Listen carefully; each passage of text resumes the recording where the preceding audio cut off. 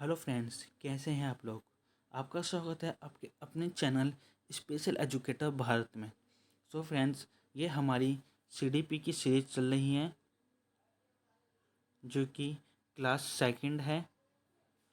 यहाँ पे थोड़ी ये मिस्टेक हो गई है, यहाँ पे क्लास सेकंड आएगा, ठीक है। और टॉप 15 क्वेश्चन आपको इसमें कराया जाएगा, क्योंकि आपको टॉप 15 क्वेश्चन इससे पहले वाली वीडियो में कराया जा चुका है। अब इसके बाद हम चलते हैं टॉप 15 क्वेश्चन पे। और अगर आपने अभी तक हमारे चैनल को सब्सक्राइब नहीं किया हो तो जल्द से जल्द इसे सब्सक्राइब कर दीजिए और साथ ही साथ इसे शेयर भी कर दीजिए, ताकि जिस बच्चे पर ये वीडियो नहीं गई है वो भी इसका लाभ उठा सके। यदि आपके लिए हम मेहनत करें तो आपका इतना फ़र्ज़ बनता है तो फ्रेंड्स कि आप इसे कम से कम शेयर कीजिए। हम आपके लिए हर तरह के नोट्स अपडेट लाते हैं, तो आपका इतना फ़र्ज़ बनता है कि आप इसे ज़्यादा से ज़्यादा शेयर कीजिए। तो हम अपने सीरीज को स्टार्ट करते हैं।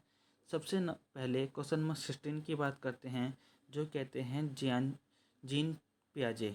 जीन पियाजे चाचा, इसको ज़्यादातर चाचा के नाम से जाने जाते हैं। जीन पियाजे चाचा के अनुसार 0 से 14 वर्ष आयु वर्ग के बालक का मानसिक विकास 4 अवस्थाओं में होता है।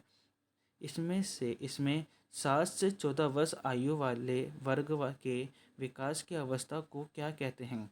सो फ्रेंड्स, आपको पता ही है, जो जीन पियाजे इन्होंने जो बालक का विकास था, डेवलपमेंट, उसको 4 स्टेजेस में बांटा था, जो कि एज लिमिट थी 0 से 14 वर्ष की। 0 से 14 वर्ष में एज लिमिट में बांटा गया था, ठीक है। तो अब ये पूछ रहा है कि ऐसी कौन सी अवस्था है, इसमें से कौन सी अवस्था है जो कि 7 से 14 वर्ष की आयु वर्ग में आती है। तो मैं आपको बता देता हूँ। देखिए, सबसे पहले हमारी आती है संवेदनात्मक, ठीक है, इसे सेंसर भी कहते हैं।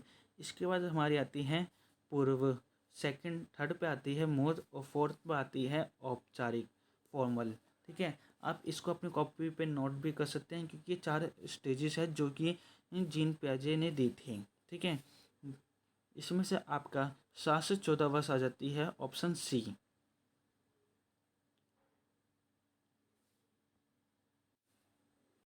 अब मैं आगे डिफाइन करता हूँ। देखिए, इस स्टेज को पियाजे ने 0 से 2 के बीच में बांटा है, और इसे 2 से 7 6 के बीच में, उसे 6 से 14 के बीच में, और इसे 14 प्लस बताया है, ठीक है।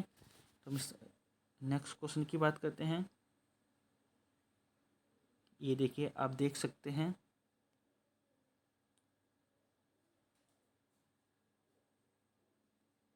ये इस 7 to 11, यहाँ पे ये मिस प्रिंट हो गया है। यहाँ पे जो 14 है, यहाँ 14 ना होकर 11 होगा, ठीक है। अब इसका स्क्रीनशॉट ले सकते हैं कि यहाँ पे ये पूरी डिटेल दे रखी है कि कौन सी अवस्था कौन सी आयु है। जैसे मैंने आपको बताया कि 0 से 2, 2 से 7, 7 से 11 और 11 से 15, ठीक है। ये पूछे ही जाते हैं, एक न एक नंबर में आपका ये क्वेश्चन पूछा जाता है। इसके बाद हम बात करते हैं क्वेश्चन नंबर 17 की, जो कहता है कि एक अध्यापक के रूप में आप उन विद्यार्थियों से किस प्रकार निपटेंगे जो कक्षा की पिछली सीटों पर बैठ आपस में बातें कर रहे हैं। जैसे कि आप मान लो, आप आगे जाकर टीचर बनते हो, है ना, तो आप पढ़ाने जाओगे तो आप देखते हो बहुत से बच्चे पीछे बैठते हैं जो कि गपशप करते रहते हैं। तो उसका ध्यान आप अपनी साइड कैसे आकर्षित करोगे, इसमें आपको पॉजिटिव पॉइंट ढूंढना है। तो हम बात करते हैं ऑप्शन ए, उनकी उपेक्षा करके। गलत, ये नेगेटिव पॉइंट है। उन्हें चुप रहने के लिए कहकर, ये तो सवाल ही नहीं होता, ये भी नेगेटिव पॉइंट है। उन्हें ये थोड़ा ना कहेगा हाँ भाई तुम चुप बैठ जाओ, मैं आगे वाले बच्चों को पढ़ाऊंगा, ऐसा नहीं होता, ठीक है। तो ऑप्शन नंबर सी, इन्हें उन्हें कक्षा से बाहर निकाल, ये भी नेगेटिव पॉइंट है। ये थोड़ा ना कि हाँ भाई चलो वो पीछे पढ़ बैठे हैं तो उनको क्लास से बाहर ही निकाल दो, वो पढ़ने वाले बच्चे नहीं, नालायक हैं, ऐसा नहीं होता।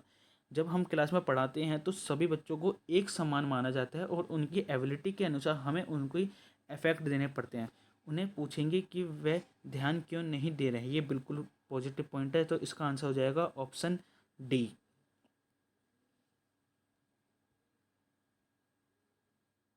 इसके बाद देते हैं हमारा क्वेश्चन नंबर 18, जो कि कह रहा है कि एक बालक के व्यक्तित्व के मापन की संवाद वस्तुनिष्ठ विधि है। देखिए, इसमें आपको सिंपली कुछ नहीं बताना है, इसमें आपको विधि का नाम बताना है, जिसका नाम है प्रक्षेपी विधि। आप इसे याद कर सकते हो, नहीं तो मैं अभी अगर आप कमेंट्स करते हो तो मैं इसके टॉपिक्स बाय टॉपिक्स आपकी एक सीरीज चला दूँ, जिसमें आपको सीडीपी के प्रॉपर के टॉपिक्स बाय टॉपिक्स आपको वीडियो अपलोड कर दी जाएगी, यदि आप कमेंट्स करते हो तो। नहीं तो मैं अभी इंपॉर्टेंट क्वेश्चंस आपको बता रहा हूँ, क्योंकि क्या होता है इसमें हर बार रिपीटेड क्वेश्चंस ही पूछे जाते हैं। बस ये होता है कि एग्जामिनर जो क्वेश्चन होता है ना, उसका नज़रिया बदल देता है कि क्वेश्चन को मतलब टेढ़ा, चाहे आप मतलब क्वेश्चन को उल्टा करके समझ लो या सीधा करके, क्वेश्चन का तरीका बदल देता है सब पूछने का, या ऑप्शन चेंज कर देता है, बस और कुछ नहीं होता है इसमें। ठीक है, तो इसका आंसर हो जाएगा ए। इसके बाद बात करते हैं हम क्वेश्चन नंबर 19 की, कि भारत में शिक्षा प्रणाली क्या है। देखिए, भारत में शिक्षा प्रणाली कैसी है, ये तो आपको भी पता है कि भारत में शिक्षा प्रणाली कैसी है, रोजगार के लिए तैयार करती है। जो शिक्षा प्रणाली ना, ये रोजगार के लिए तैयार करती है कि बालक भविष्य में जाके कैसे कैसे वो अपना विकास करेगा, और साथ ही साथ भारत देश का विकास करेगा। जीवन के लिए कोई तैयार नहीं करती, व्यापार से व्यवसायों में के लिए तैयार करती नहीं। तो इसका ऑप्शन हो जाएगा, आंसर हो जाएगा बी। नेक्स्ट क्वेश्चन की बात करते हैं। Question number 20। क्वेश्चन नंबर 20 कह रहा है कि कल्पना जगत में विचरण होता है। कल्पना जगत में विचरण होता है, इसका अर्थ क्या होता है। देखिए, ये शैशवावस्था, किशोरावस्था, बाल्यावस्था और शैशवावस्था, किशोरावस्था, इसमें क्या है कि आपको बताना है कि जो कल्पना होती है वो जगत से विचरण, मतलब बिल्कुल जो बच्चे की ऐसी कौन सी स्टेज है जो कि कल्पना बिल्कुल अलग होती है। इसका आंसर हो जाएगा आपका ऑप्शन डी। ये एक देखो, शैशवावस्था और किशोरावस्था एक ऐसी अवस्था होती है जिसमें बच्चा बिल्कुल ही समाज से अलग होकर सोचता है। देखिए, शैशवावस्था में क्या होता है, बच्चा बिल्कुल ही अपने अपने में रहता है, अपना अहम केंद्रित होता है, अपने आप को केंद्र मानता है।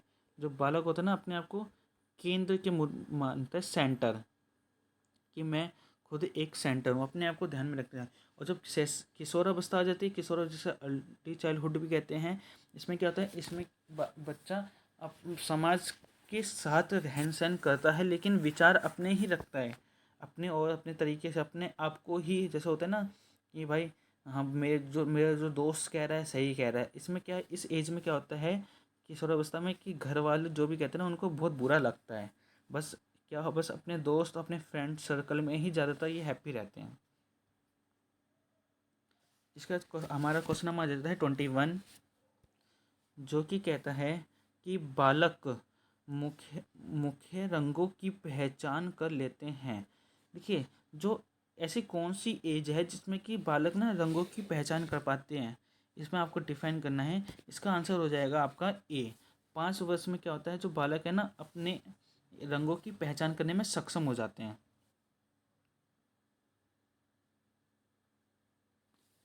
अब बात करते हैं हम क्वेश्चन नंबर 22 की, जिसमें बताया गया है कि छोटे छोटे वाक्यों को बालक छोटे छोटे वाक्यों को बोलना तथा 3 पहियों की साइकिल चलाना, ये कार्य किस अवस्था में होता है। देखिए, ये क्वेश्चन वही एक पहले वाला इस तरह की है, घुमा के पूछा जा रहा है, कुछ नहीं। बस इसमें ये बोला जा रहा है कि जो छोटे छोटे वाक्य होते हैं ना उनको बोलना, जैसे कि मामा, पापा, पानी, चाचा, मैं जा रहा हूँ, मम्मा आ गई, ये जो शब्द है ना छोटे छोटे हैं, इसको बोलता है किस एज में।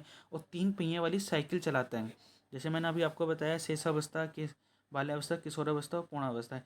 जो शेषावस्था होती है ना, ये शेषावस्था, इस अवस्था में क्या होता है, बालक ना छोटे छोटे अक्षरों को वो पढ़ने स्टार्ट कर देता। आपने पढ़ा होगा जैसे कि बच्चा जन्म लेता है, उसके बाद 3 महीने में बबलिंग स्टार्ट कर देता है, फिर उसका अलग अलग स्टेजेस आते हैं उसके, उसमें बोलना, फिर एक शब्द बोलना, 2 शब्द बोलना, ऐसे स्टार्ट कर देता है। ऐसी शेष अवस्था में क्या है, इसमें 0 से 2 वर्ष का जो टाइम होता है ना, जिसमें 2 वर्ष हो जाता है ना, तो बच्चा बबलिंग करना स्टार्ट करता है, मतलब वाक्यों को बोलना भी लग जाता है कि मामा, पापा, पानी, ऐसे बोलने लग जाता है। ठीक है, और इसमें ही बालक क्या होता है, धीरे धीरे चलना भी सीख जाता है, और 3 पहियों की साइकिल चलाना सपोर्ट से चलना स्टार्ट कर देता है। इसका आंसर हो जाएगा ऑप्शन ए। तो अब बात करते हैं हम नेक्स्ट क्वेश्चन की। Question number 23। क्वेश्चन नंबर 23 कहता है कि निम्न में से किस घटना की ओर बालक सर्वप्रथम आकर्षित होना प्रारंभ करता है। मतलब इसमें से किस की तरफ बच्चा प्रारंभिक अवस्था में आकर्षित होता है, मतलब उसकी शायद ध्यान जाता है। तो इसका आंसर आपको पता ही होगा, सिंपल है, प्रकाश की ओर। प्रकाश की ओर, क्योंकि क्या होता है जब बालक अपनी क्योंकि जब बालक अपनी आंखें खोलता है तो देखता है कि प्रकाश में ना उसके आंखों में कुछ चमकदार चीज़ें पड़ती हैं ना, जैसे हमारा ध्यान कहीं और है और एकदम सडनली कोई करके बुलाए, ओए इधर आ।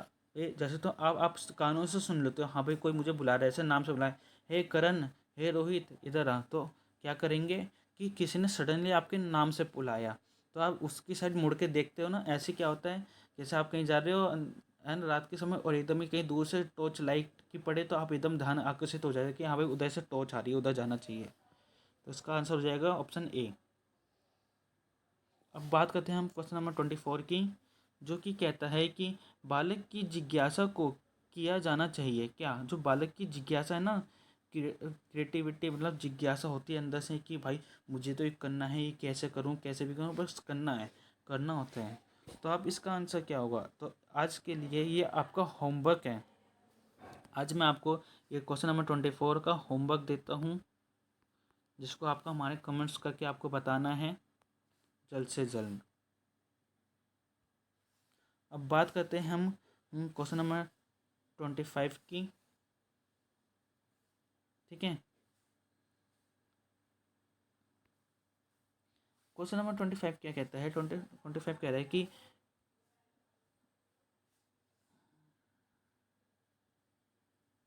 भारत में बाल विकास की शुरुआत कब हुई थी। ये तो आप नॉर्मली है, 1930 में हुई थी। बाल विकास की शुरुआत जो थी 1930 में आरंभ हो गई थी।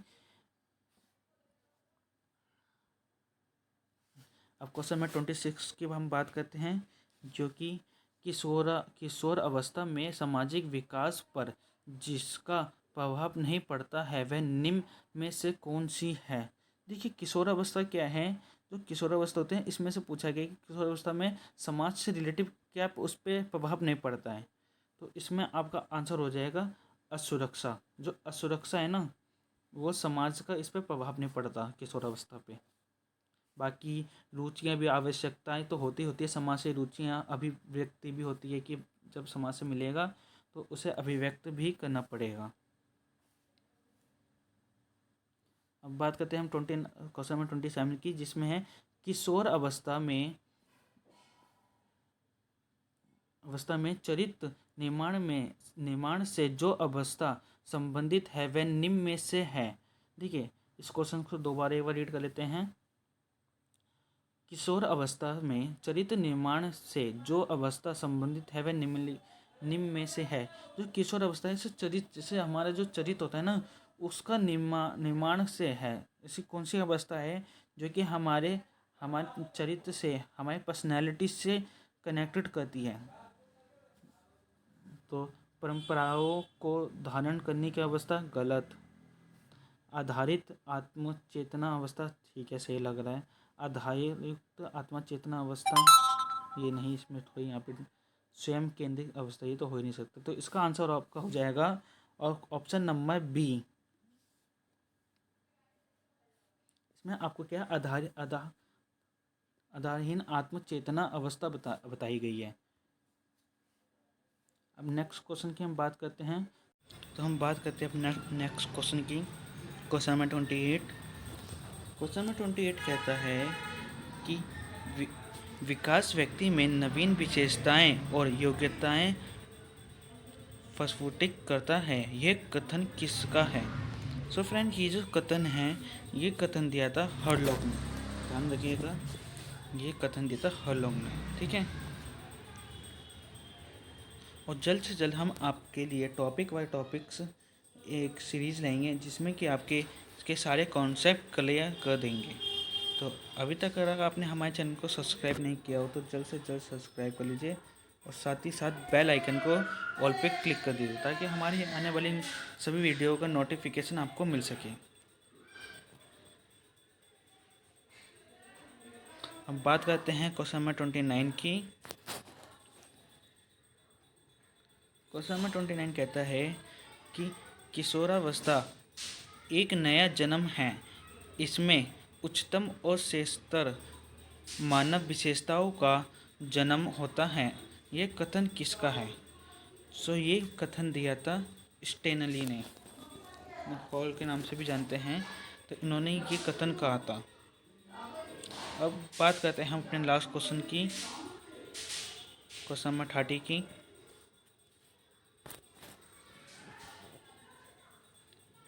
क्वेश्चन कहता है कि किशोरावस्था आदर्शों की अवस्था है, सिद्धांतों के निर्माण की अवस्था है, साथ ही जीवन का सामान्य समायोजन है।